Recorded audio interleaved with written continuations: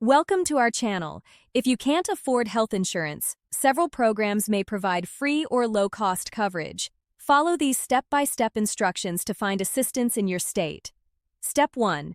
Visit healthcare.gov or your state's health insurance marketplace to see if you qualify for subsidies that reduce monthly premiums and out-of-pocket costs based on income. Step 2. Check Medicaid eligibility in your state by visiting your state's Medicaid website or calling your local Department of Social Services.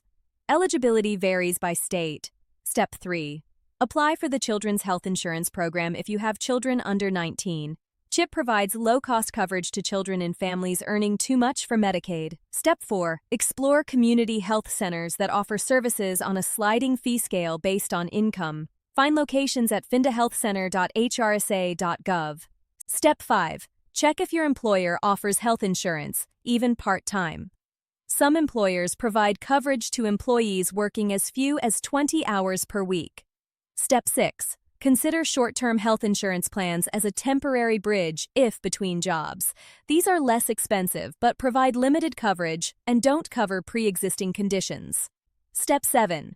Look into healthcare sharing ministries if you meet their membership requirements.